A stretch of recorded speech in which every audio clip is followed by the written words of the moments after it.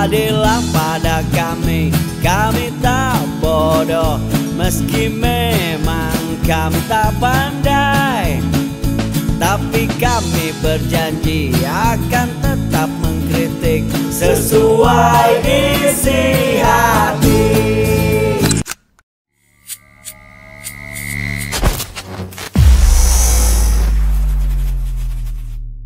Bismillahirrahmanirrahim. Assalamualaikum warahmatullahi wabarakatuh. Waalaikumsalam warahmatullahi wabarakatuh. Salam kedaulatan rakyat. Salam kedaulatan rakyat.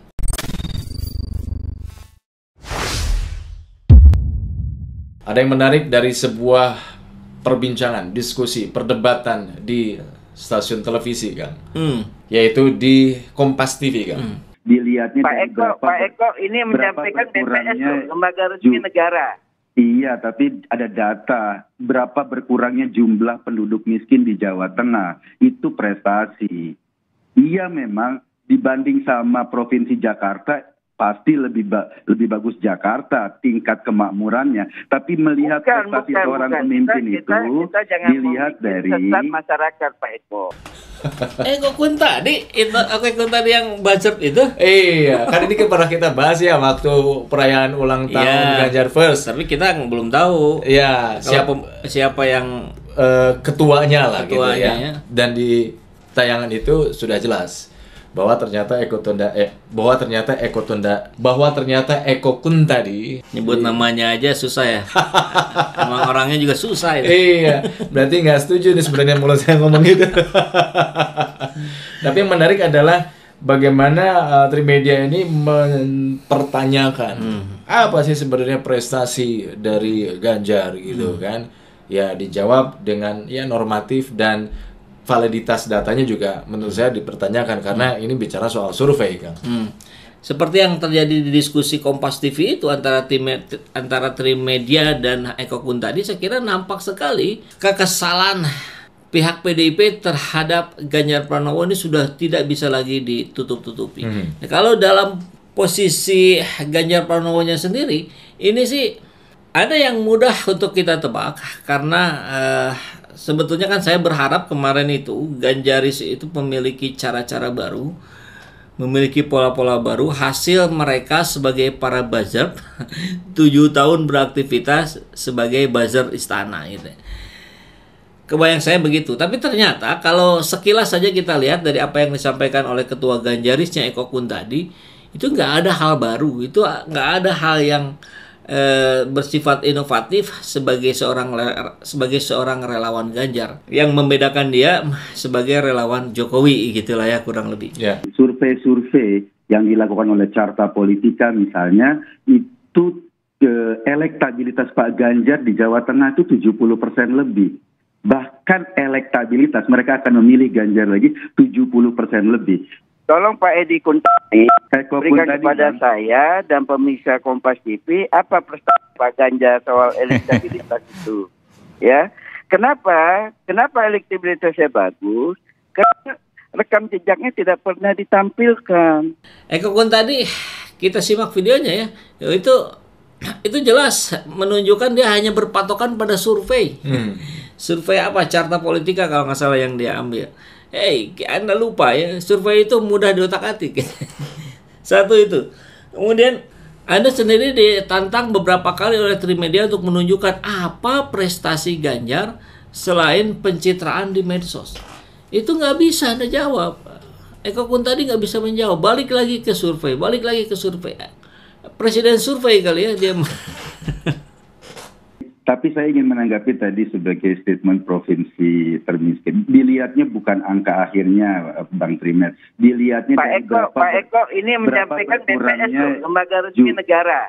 Iya, tapi ada data berapa berkurangnya jumlah penduduk miskin di Jawa Tengah. Itu prestasi.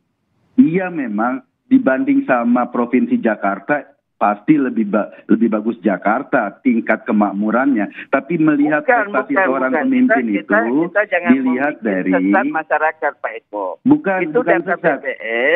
Saya masyarakat. Saya juga baca. Miskin. Tanyakanlah ke BPS. Tapi lihat prestasi itu dilihat dari berapa jumlah penduduk miskin yang berkurang atau bertambah. Realitanya di Jawa Tengah penduduk miskin berkurang, bukan bertambah. Daerah miskin, Pak Eko. Ya, perpecahan ini kan semakin terlihat, tadi Kang Epul sampaikan. Nah, ini pertanyaannya Kang, bagaimana dengan hubungan ya, naik turunnya hubungan, konstelasi relawan Jokowi yang sekarang ini beralih menjadi relawan Ganjar dengan PDIP kan? Tapi saya mesti ingetin juga nih, tidak 100% relawan Jokowi menjadi relawan Ganjar. Ada yang sudah mendeklarasikan menjadi relawan Anies Baswedan. Ini Jarnas, Jaringan Nasional. Tapi kalau kita melihat satu hal misalkan kita bisa pastikan, penerus Jokowi, Little Jokowi itu adalah Ganjar. Bagaimana cara mudah melihatnya? Ya pertama waktu itu di Rakernas, pas bilang Pak Jokowi ojo ke susu, ternyata ke susu. Jadi kan kita sudah banyak bahas ya, kalau melihat apa yang disampaikan Pak Jokowi berarti sebaliknya gitu. Kalau jangan tergesa-gesa, ternyata hari ini belum hitungan bulan, saya kira ya, masih hitungan minggu. Ini sudah terlihat ketergesa-gesaannya dengan perayaan 1 tahun Ganjaris. Dan di situ buzzer semuanya berkumpul. Nah ini menunjukkan sudah jelas, bahkan terlalu telanjang saya kira, bahwa Jokowi menunjuk Ganjar sebagai penerusnya Jokowi. Buktinya tim suksesnya sama, relawannya sama.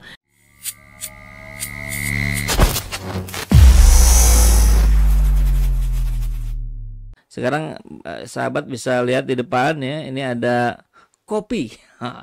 Ini kopi mereknya merek SZ ini. Jadi ini kopi blended. Jadi kalau dibaca di belakangnya ini